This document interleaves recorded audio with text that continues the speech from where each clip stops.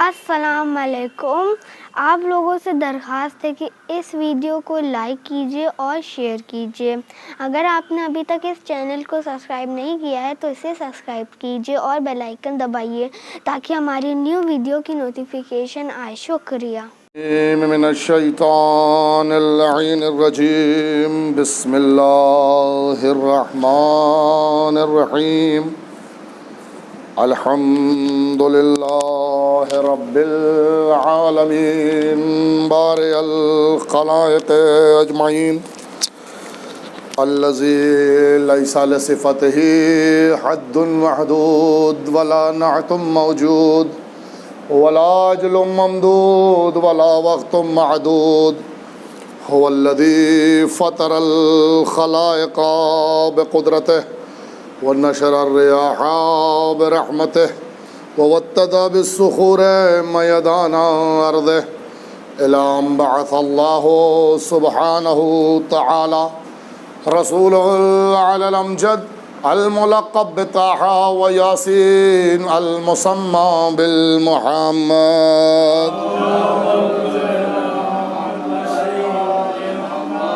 ثم الصلاة والسلام والتحية والإكرام على آله الطاهرين واللعن الدائم على أعدائهم أجمعين من يومنا هذا إلى قيام يوم الدين. أما بعد، ألا يا عباد الله، کتاب ربکم فیکم مبینا حلالہ وحرامہ وفرائضہ وفصائلہ وخاصہ وعامہ ورخصہ وعزائمہ ومرسلہ ومحدودہ ومحکمہ ومتشابہہ.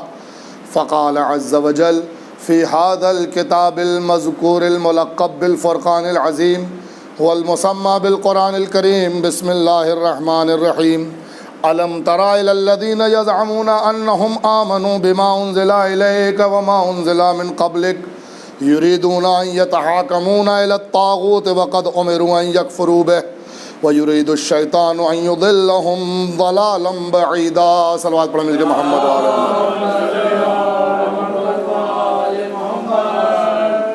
حاضرین گرامی قدر، محترم سامعین حضرات، ناظرین، پروردگار عالم نے جس دن، جس لمحہ، جس لحظہ، بلکہ یوں کہہ دوں کہ زمانے سے اس وقت، یہ ہمارے زبان کی کمزوری ہے کہ ہم کو وقت کے باہر سوچنے کی طاقت نہیں ہے. ہمارے اندر جو ہے وہ یہ طاقت نہیں ہے کہ ہم زمانے سے باہر سوچ سکیں. ہم جب بھی سوچتے ہیں تو اس لمحہ، اس لحظہ، اس وقت، اس دن، اس روز، اس سال، یہ ہماری کمزوری ہے. ہم اس کے باہر سوچ ہی نہیں سکتے کیونکہ ہم پیدا ہی زمانے کے اندر ہوئے ہیں. ہم ٹائم کے اندر پیدا ہوئے ہیں تو ہم ٹائم کے باہر نہیں جا سکتے. وہ سب تھیوری جتنی ہے وہ سب کوڑا ہے. آج تک کسی پر کوئی نتیجہ نکل کر نہیں آیا کہ آپ ٹائم سے باہر جا سکیں. اس کی سب سے بڑی وجہ اور علت یہ ہے کہ اللہ نے محمد والے محمد کے علاوہ تمام چیزوں کو وقت کے اندر بنایا. اور جب کوئی چیز کسی چیز کے اندر بنائی جاتی ہے تو پھر وہ اس سے باہر نہیں نکل سکتی. سیدھا قانون ہے یہ. آپ جب کسی انرجی کو، کسی وجود کو کسی انرجی کے اندر بنائیں، جب آپ کسی وجود کو کسی انرجی کے اندر رکھیں تو وہ اس انرجی کے دائرے سے باہر نہیں جا سکتی، اور اس انرجی کے دائرے سے باہر جائے گی تو اپنا وجود کھو دے گی.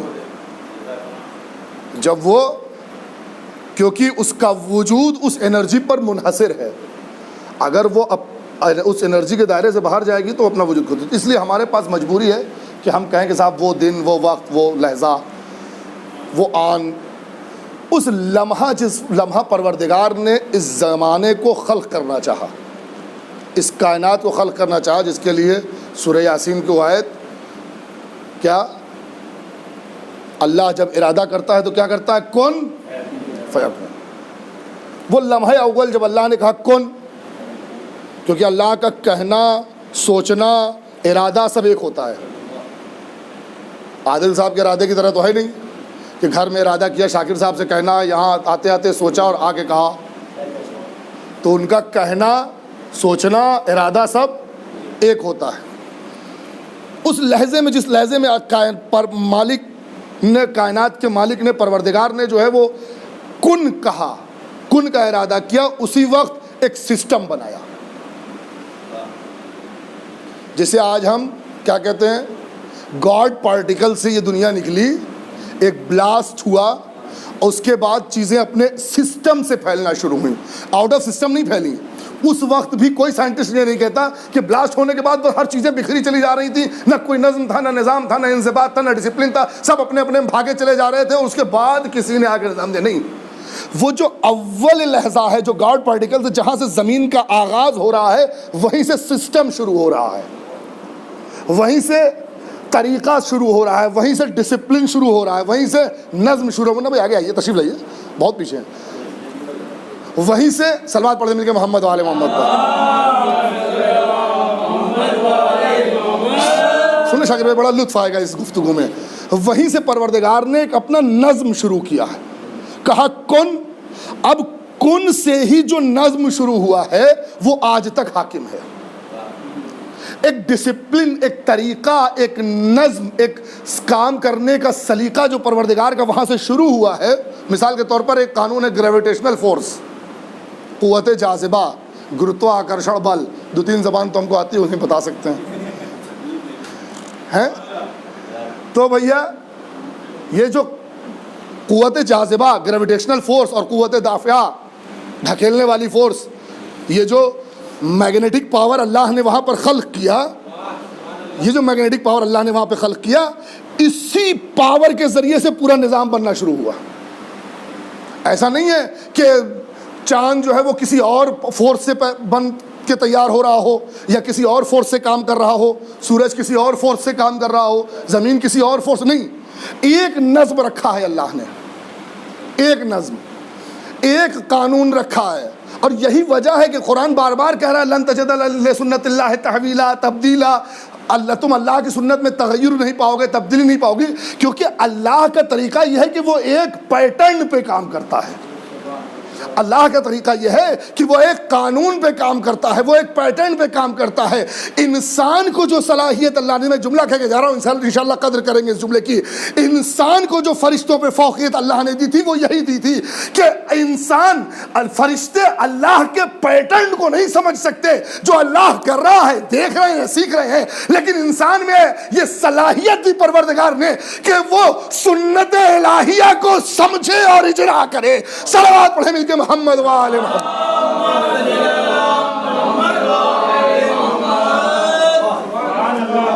انسان کو یہ طاقت دی کائنات میں اللہ نے، باقی کسی کو یہ طاقت نہیں ملی ہے. باقی سب کو جس ڈھرے پہ لگایا ہے اسی ڈھرے پہ. کبھی سنا ہے کوئی بکری شیر ہو گئی وہ اچھا کام کر کے؟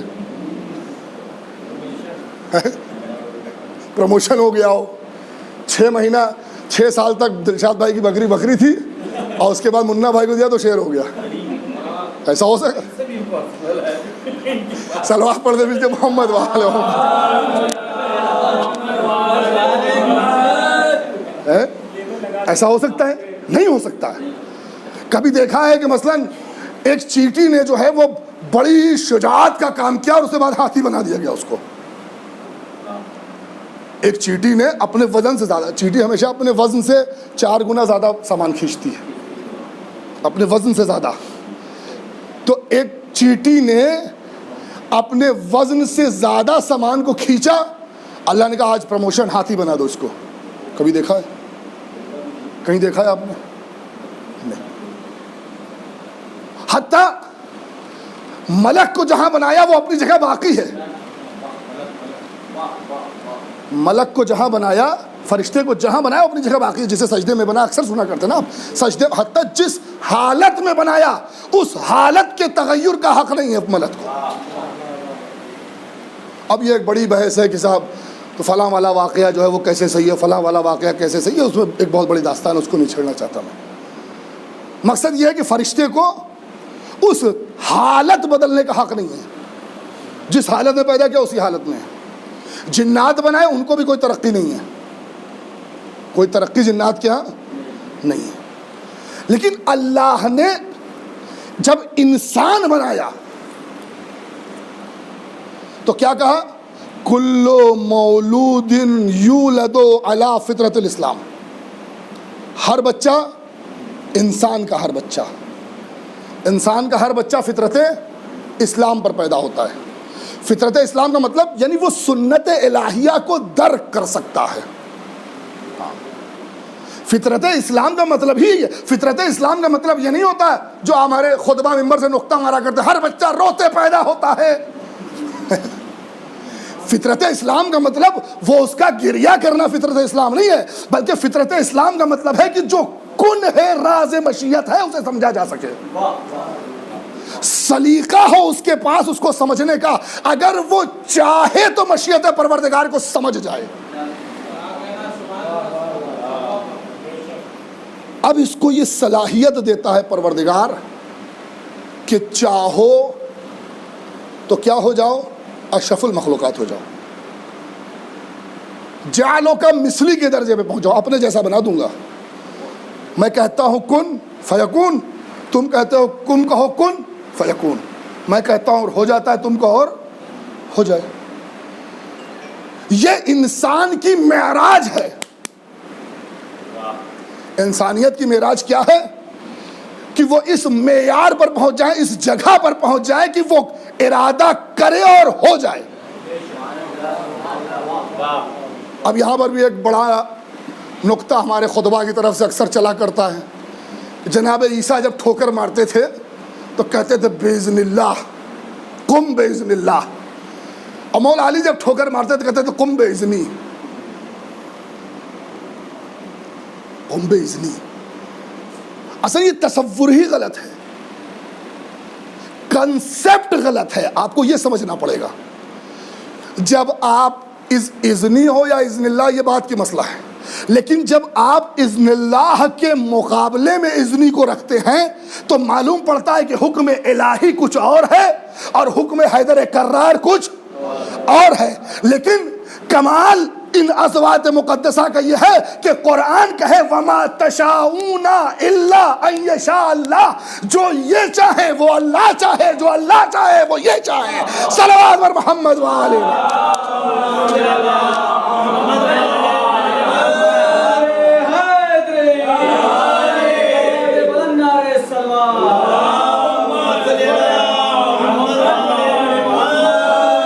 کیا اذنی، کیا اذن اللہ؟ ان کا ارادہ اللہ کے ارادے سے ایک ہوتا ہے، ان کا کہنا اللہ کے کہنے سے ایک ہوتا ہے۔ جب ایک ہوگا تو وہ عبدیت کی معراج ہوگی، وہ عبدیت کی معراج ہوگی۔ تو اللہ نے انسان کو یہ طاقت دی کہ وہ چاہے تو کیا ہو جائے؟ اشرف المخلوقات ہو جائے، اور چاہے تو کیا ہو جائے؟ دوسری طرف جانور ہو جائے۔ ہاں قرآن کیا ہے نا، اولئک کل انعام، یہ جانوروں کی طرح، چار پایوں کی طرح ہے۔ سورہ انعام یعنی چار پایوں والا سورہ۔ اولئک کل انعام، دیکھنے میں دو پیر کے ہیں لیکن حقیقت کیا ہے؟ یہ چار پیر والے ہیں۔ اولئک کل انعام بل ہم اضل، نہیں مشیت یہی نہیں رکی، مشیت یہی نہیں رکی، کہا بل ہم اضل، اس سے بھی زیادہ پست ہو سکتے ہیں، اس سے بھی زیادہ پست ہو سکتے ہیں، یعنی وہ کام کر سکتے ہیں جو جانور بھی نہیں کرتے۔ میں بتاؤں، جانور چاہے جتنا دیوانہ ہو اپنے مالک سے بغاوت نہیں کرتا، جانور چاہے جس حالت میں پہنچ جائے اپنے مالک سے بغاوت نہیں کرتا۔ انسان سب سے پہلے اپنے مالک سے بغاوت کرتا ہے۔ سب سے پہلے انسان کس سے بغاوت کرتا ہے؟ اپنے مالک سے بغاوت کرتا ہے۔ ہوش میں ہے، حواس میں ہے، اسی کا دیا کھا رہا ہے، اسی کے طاقت سے بول رہا ہے، اسی کی طاقت سے سوچ رہا ہے، اسی کی طاقت سے دیکھ رہا ہے، اس کے باوجود باغی ہے اپنے پروردگار کا۔ اب یہاں پر ایک واقعہ یاد آ گیا، سن لیجیے، دعا میں یاد رکھیے۔ ایک سلوات پڑھیں مل کے محمد والے میں۔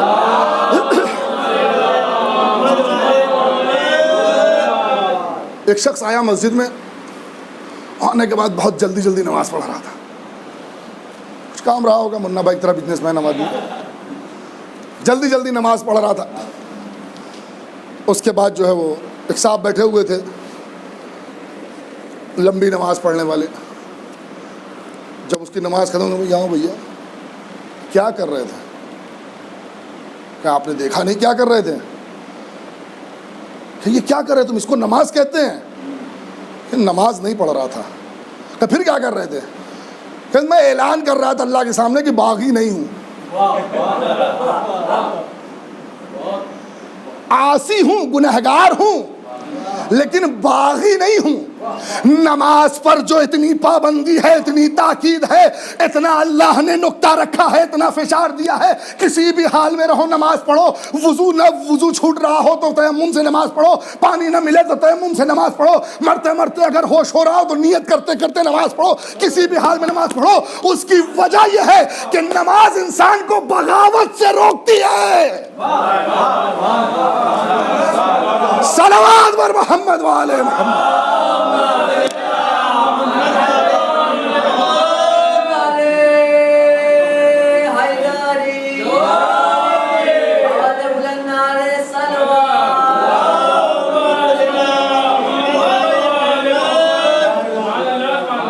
امام کاظم علیہ السلام کے زمانے میں ایک شخص کے گھر سے گانے کی آواز آ رہی تھی۔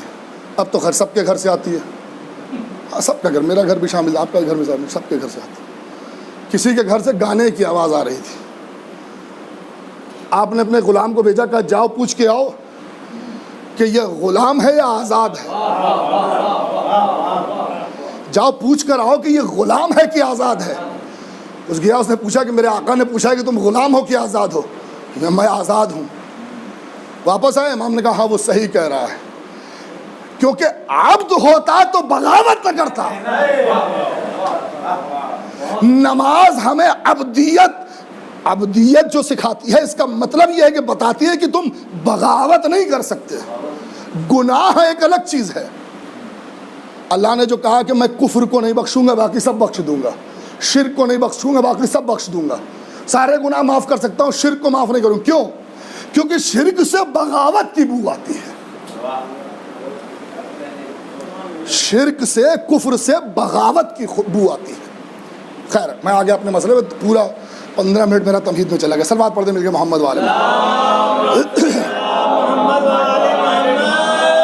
تو اللہ نے انسان کو دو طاقتیں دی، جہاں پیدا کیا ہے وہاں سے اٹھ کر اشرف المخلوقات ہو جائے، یا وہاں سے گر کر کیا ہو جائے بھیا؟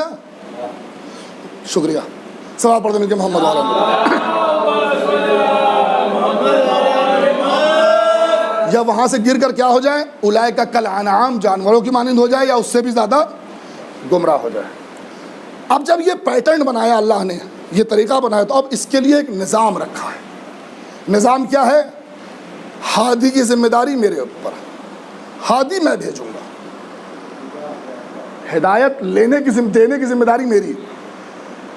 اچھا، اس ہادی کا کام یہ نہیں ہے کہ آپ کو سمجھائے، اس ہادی کا کام یہ ہے کہ صرف تبلیغ کرے، وما علینا الا البلاغ، بولے۔ اس کا کام کیا ہے؟ صرف بولنا، یہ غلط ہو رہا ہے، یہ صحیح ہو رہا ہے، یہ غلط ہو رہا ہے، یہ صحیح ہو رہا ہے۔ مبشرہ و نذیرہ ہے نا بھائی، ایک طرف بشارت دے گا یہ اچھا ہو رہا ہے جنت میں جاؤ گے، ایک طرف ڈرائے گا کہ یہ غلط کر رہے ہو جہنم میں جاؤ گے۔ یہ کام ہے ہادی کا، وہ امام ہو یا پیغمبر ہو، کام یہی ہے ہادی کا۔ اس کے علاوہ کوئی کام ہادی کا نہیں ہے۔ اس کے علاوہ اگر کوئی کام کرتا ہے تو پھر اللہ آیت بھیجتا ہے، پیغمبر کیا ان کے چکر میں خود کو ہلاک کر دو گے؟ تمہارا کام نہیں ہے، بہت محنت کر رہے ہو، اتنی محنت مت کیجیے صاحب، آپ کو پڑھانا ہے پڑھائی، آپ کا یہ کام نہیں کون بچہ ہوم ورک کر کے لا رہا ہے، کون نہیں لا رہا ہے، کون کلاس میں پرفارمنس دے رہا ہے، پرسنٹیج دے رہا ہے، نہیں دے رہا ہے۔ ہمارا کام ہے صرف پڑھانا، ہادی کا کام ہے صرف بتانا۔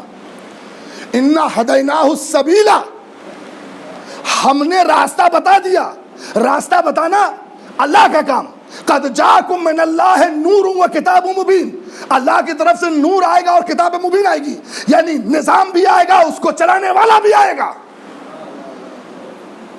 یعنی نظام بھی آئے گا، سسٹم بھی آئے گا، اور اس کو چلانے والا بھی آئے گا، بتانے والا بھی آئے گا۔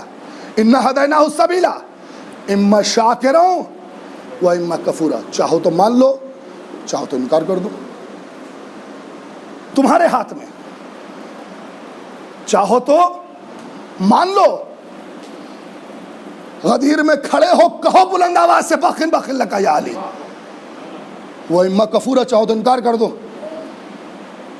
سیدہ تمہارے دروازے پہ کھڑی ہوں اور کہہ رہی ہوں غدیر بھول گئے، تو کہو کہ تھوڑی سی دیر کر دی آپ نے، ایک دن پہلے آئی ہوتی تو آپ کی بات مان لیتے، ایک دن پہلے آئی ہوتی تو آپ کی بات مان لیتے۔ اِنَّا هَدَيْنَاهُ السَّبِيلَ إِمَّا شَاكِرًا وَإِمَّا كَفُورًا۔ پروردگار کہتا ہے کہ أَلَمْ تَرَ إِلَى الَّذِينَ، آگے اپنے مسئلے کی طرف ہے، اے رسول کیا آپ ایسے لوگوں کو نہیں دیکھتے؟ أَلَمْ تَرَ إِلَى الَّذِينَ، کیا ان لوگوں کو نہیں دیکھتے جو یہ کہتے ہیں کہ ہم ایمان لائے ہیں، جو یہ گمان کرتے ہیں؟ أَلَمْ تَرَ إِلَى الَّذِينَ يَزْعَمُونَ أَنَّهُمْ آمَنُوا، جو لوگ جو ہے کیا کرتے ہیں؟ گمان ہے جن کو کہ وہ ایمان لائے ہیں۔ کاہے میں ایمان لائے ہیں؟ گمان ہے، یزعمون، زعما یعنی گمان کرتے ہیں، سوچتے ہیں کہ ہم ایمان لائے،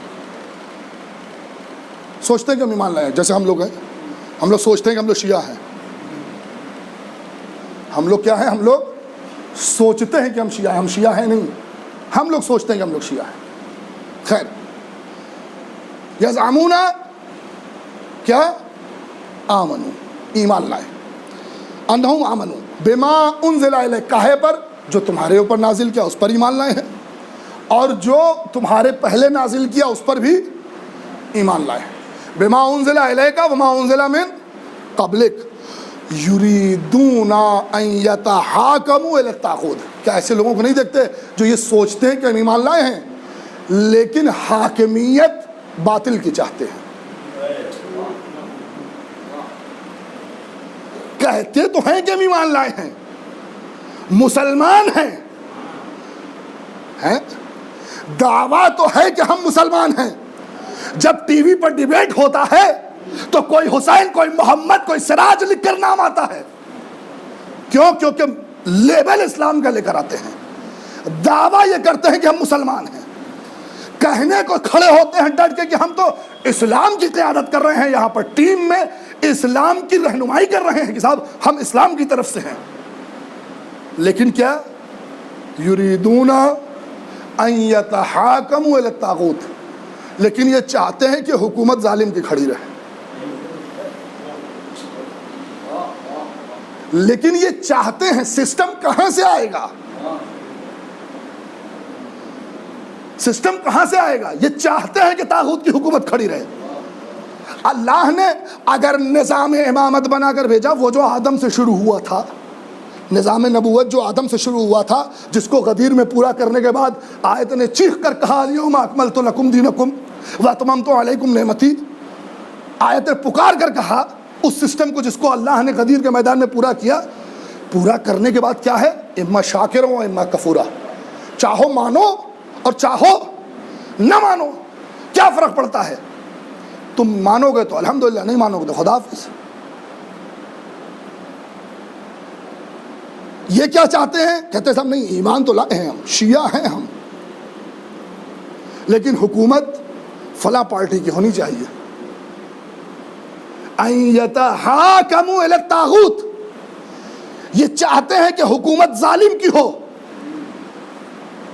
یہ چاہتے ہیں کہ حاکم ظالم ہو۔ وقد امروا، اللہ اکبر، ان یکفروا بہ، جبکہ انہیں حکم دیا گیا ہے کہ اس طاغوت کا انکار کریں۔ ایمان کا مطلب ہی طاغوت کا انکار ہے، کفر کا انکار ہے، ظلم کا انکار ہے۔ میں نے ابھی جو جملہ کہہ رہا تھا کہ عبدیت کا تقاضا ہی یہی ہے کہ ہم اس سسٹم کو مانیں، اگر ہم اس سسٹم کو نہیں مانتے تو پھر عبد نہیں ہے، اگر ہم اس سسٹم کو نہیں مانتے تو عبد نہیں ہے۔ جس سسٹم کی ہم بات کر رہے ہیں، جو آدم سے شروع ہوا، مولائے کائنات تک آیا، اور آنے کے بعد جو ہے پھر ائمہ کی شکل میں ہمارے پاس باقی رہا، اس سسٹم کو کون چلائے گا؟ لکل امت حاکم، ہر امت کے لیے حاکم ہے نا، لکل قوم حاکم، ہر قوم کے لیے حاکم ہے، اچھا ہو یا برا ہو۔ آپ کی عقل کیا کہتی ہے؟ ایک عام انسان کی عقل کیا کہتی ہے؟ ایک پڑھا لکھا اچھے کیریکٹر کا آدمی حاکم ہو وہ افضل ہے، وہ بہتر ہے، یا نہیں صاحب محلے کا سب سے بڑا جاہل، سب سے بڑا لٹیرا، سب سے بڑا بدماش جو ہے وہ حاکم ہو جائے وہ بہتر ہے؟ کیا بہتر ہے؟ کس کو اچھا مانتے ہیں؟ ہاں تھوڑی سی منفیت کے چکر میں ووٹ بھلے ہی اسے دے دیا ہو، لیکن دل یہ کہتا ہے کہ حاکم وہ ہونا چاہیے جو پڑھا لکھا ہو۔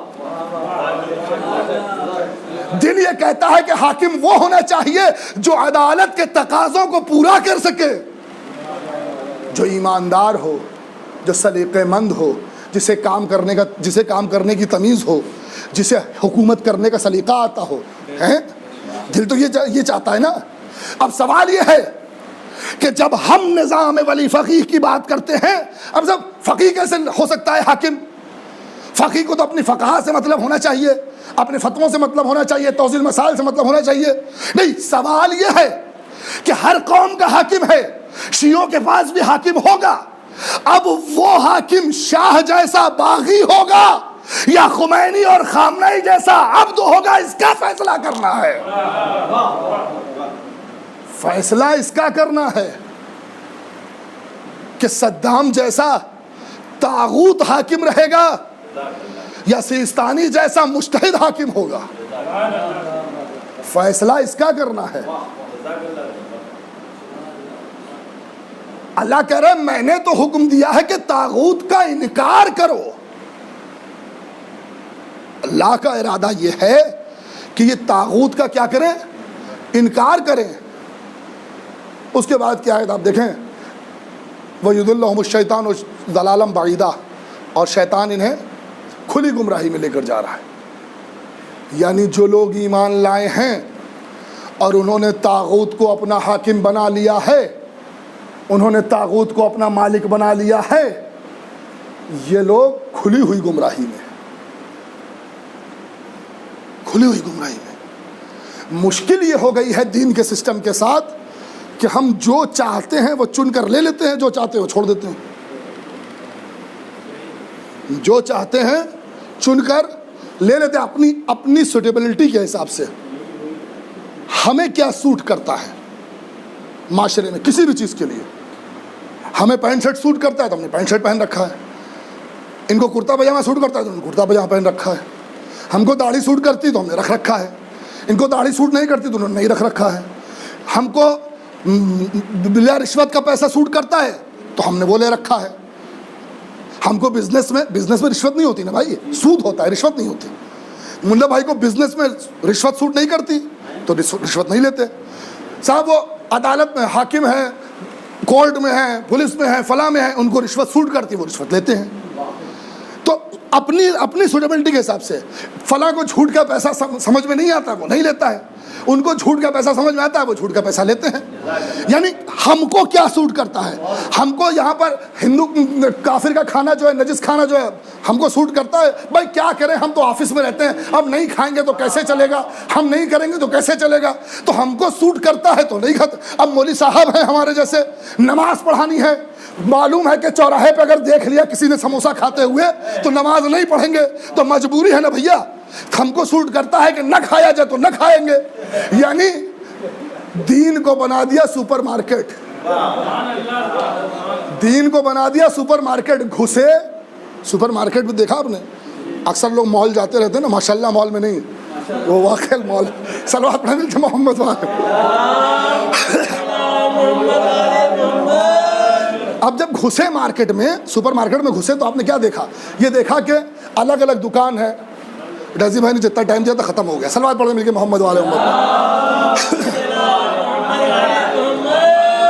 ہیں۔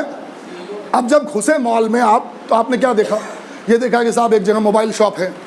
اچھا موبائل شاپ میں بھی کیٹیگری ہے، سونی کی الگ ہے، ہوائی کی الگ ہے، مائکرومیکس کی الگ ہے، نوکیا کی الگ، سب کی اپنی اپنی ہے۔ اب آپ کو جو سوٹ کرتا ہے آپ وہاں جاتے ہیں۔ ہیں؟ آپ کو لگتا ہے کہ نوکیا کے ہینڈ سیٹ سب سے اچھے ہوتے ہیں تو آپ کیا کرتے ہیں؟ نوکیا والی شاپ پہ جاتے ہیں، سیمسنگ والی شاپ میں نہیں جاتے ہیں۔ نوکیا والی شاپ میں جاتے ہیں، سیمسنگ والی شاپ میں نہیں جاتے، ہوائی والی شاپ میں نہیں جاتے۔ ویسے بھی آج کل چینی آئٹم کا بہشکار ہو رہا ہے تو ہوائی والی شاپ میں نہیں جاتے۔ اب ہوائی والی شاپ، اس میں بھی آپ ایک جملہ کہہ کے جاؤں، یہ مزاح کے طور پر گزر گیا جملہ، اس بائیکاٹ میں بھی جو چیز ہمیں سوٹ کرتی ہے ہم اس کا بائیکاٹ کرتے ہیں، اور جو سوٹ نہیں کرتی ہم اس کا بائیکاٹ نہیں کرتے ہیں۔ ٹک ٹاک کی ضرورت نہیں ہے تو بائیکاٹ کرتے ہیں، پے ٹی ایم کی ضرورت ہے تو بائیکاٹ نہیں کرتے ہیں۔ صلوات پڑھیں کہ محمد وآل محمد پر۔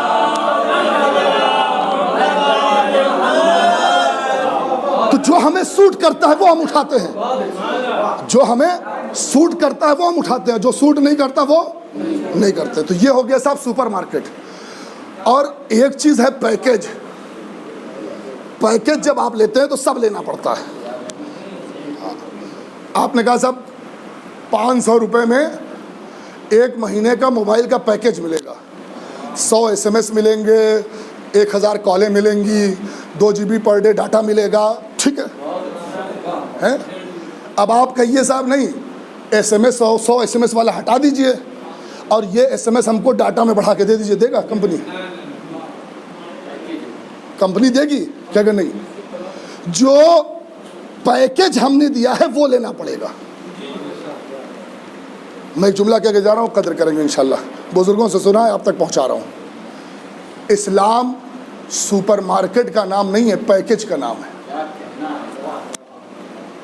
اسلام سپر مارکیٹ کا نام نہیں ہے، پیکیج کا نام اسلام ہے۔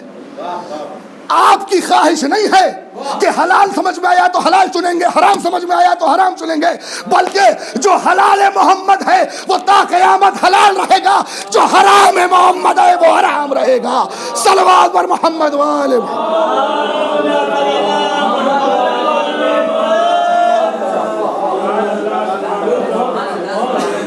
ہماری نہیں چلے گی، کوئی گنجائش ہی نہیں ہے۔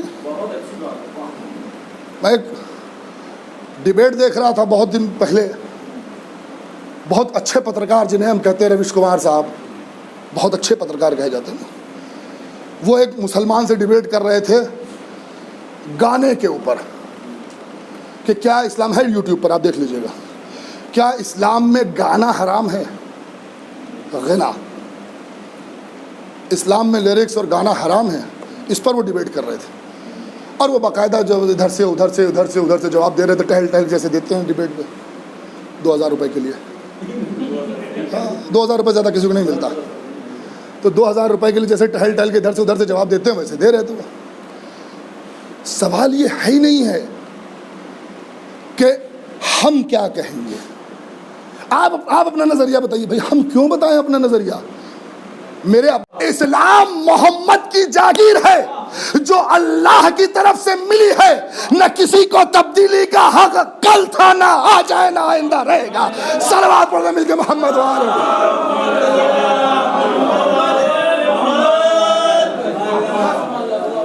ظالم ہے، ظالم ہے، نہیں دینا چاہتا آپ کا حق، نہ دے۔ اس کے بعد پوری عدالت کھول رکھی اللہ میاں نے، اس عدالت میں تو جانے کو بھی منع کیا ہے۔ ہاں، امام صادق علیہ السلام فرماتے ہیں کہ کوئی مسلمان، کوئی مومن، اگر اس کا حق ضائع ہو، اگر اس کا حق کوئی لے رہا ہو اور وہ اپنا حق لینے کے لیے طاغوت کا دروازہ کھٹکھٹائے، حدیث موجود ہے، پڑھ لیجیے، اگر وہ اپنا حق لینے کے لیے طاغوت، کافر، ظالم، ان کا دروازہ کھٹکھٹائے اور وہ حق اسے مل جائے، پھر بھی اس میں اس کو تصرف کا حق نہیں ہے،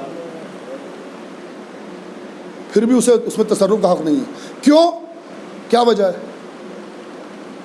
وجہ کیا ہے بھائی؟ حق تو اس کا تھا نا، وکاس دوبے کا حق تھا کہ اسے گولی ماری جائے۔ بات یہاں سے سمجھ میں آئے گی آپ کو۔ وکاس دوبے کا حق تھا کہ اس نے 10 لوگوں کو مارا تھا، اسے مارا جائے، یہ اس کا حق تھا۔ لیکن کون مارے یہ مدعا ہے. بات سمجھنی پڑے گی آپ کو. کون مارے, کون اس کو سزائے موت دے, یہ مدعا ہے.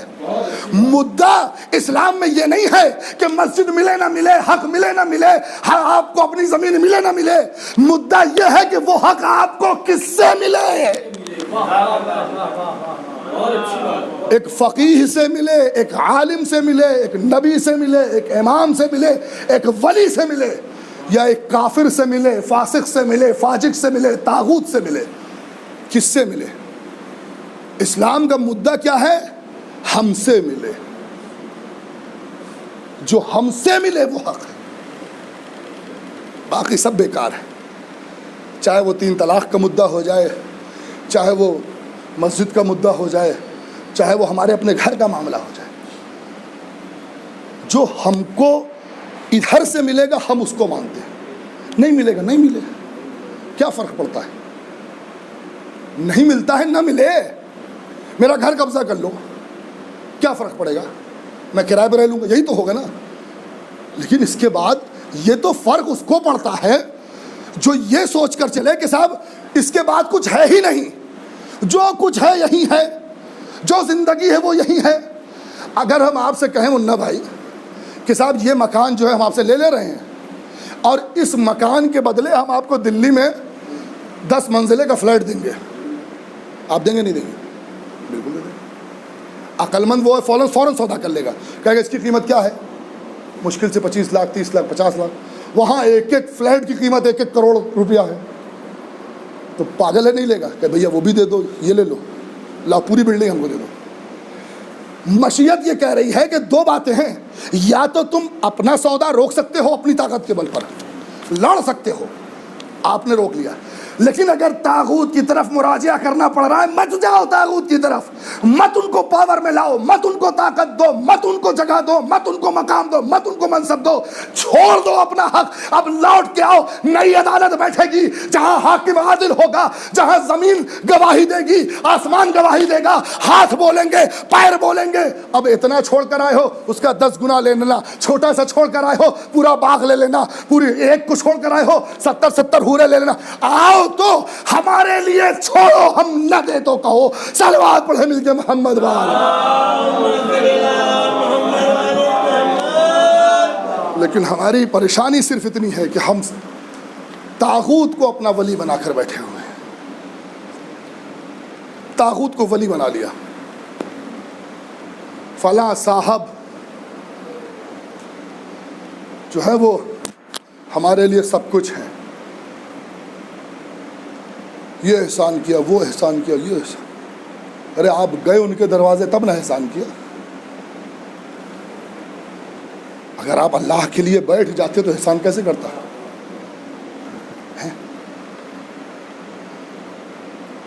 طاغوت کی حکومت میں آنے کے صرف 10 منٹ لوں گا, سن لے بس, جلدی ختم کر رہا ہوں بات کو. طاغوت کی حکومت میں آنے کا صرف ایک راستہ, وہ کیا ہے؟ جناب علی بن یقطین والا. تقیہ سے آئے تھے وہ, کوئی نہیں جانتا تھا کہ وہ شیعہ ہے. علی بن یقطین کو کوئی بھی نہیں جانتا تھا وہ شیعہ ہے. ہارون رشید کی حکومت میں تھے, ٹھیک ہے. امام کاظم علیہ السلام کا دور تھا.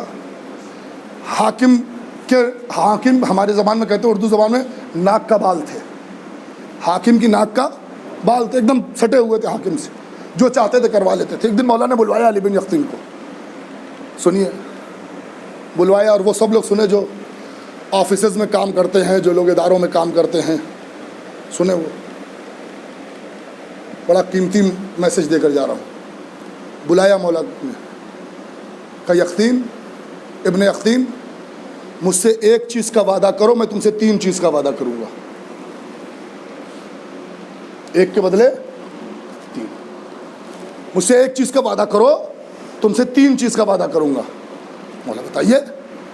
کہ مجھ سے صرف اتنا وعدہ کرو کہ اگر ہمارا کوئی چاہنے والا تمہارے پاس کسی کام سے آ جائے گا تو اس کے کام کو ٹالنے نہیں دو گے.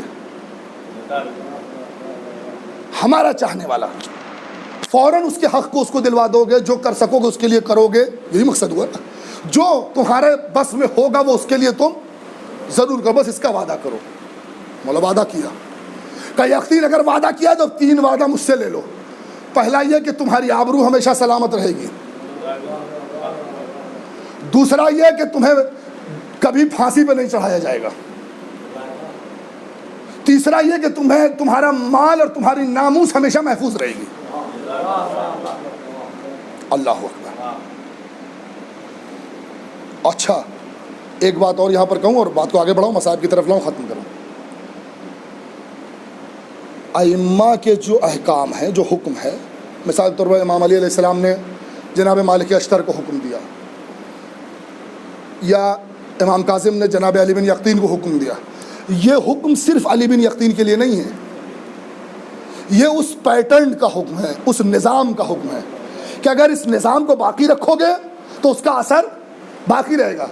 یہ اپنے زمانے کے علی بن یقطین سے امام کا خطاب نہیں ہے، بلکہ ہر زمانے میں آنے والے علی بن یقطین سے امام کا خطاب ہے کہ اگر نظام باطل میں تمہیں کوئی جگہ مل جاتی ہے، کوئی منصب مل جاتا ہے، کوئی مقام مل جاتا ہے، کوئی عہدہ مل جاتا ہے، کوئی کرائٹیریا مل جاتا ہے، کوئی سلیقہ مل جاتا ہے، کام کرنے کا کوئی کرسی مل جاتی ہے، تو دیکھو شیعوں کو مت بھولنا، اور اگر شیعوں کو نہیں بھولو گے تو شیعوں کا امام تم کو نہیں بھولے گا۔ صلوات پڑھے مل کے محمد وآلہ۔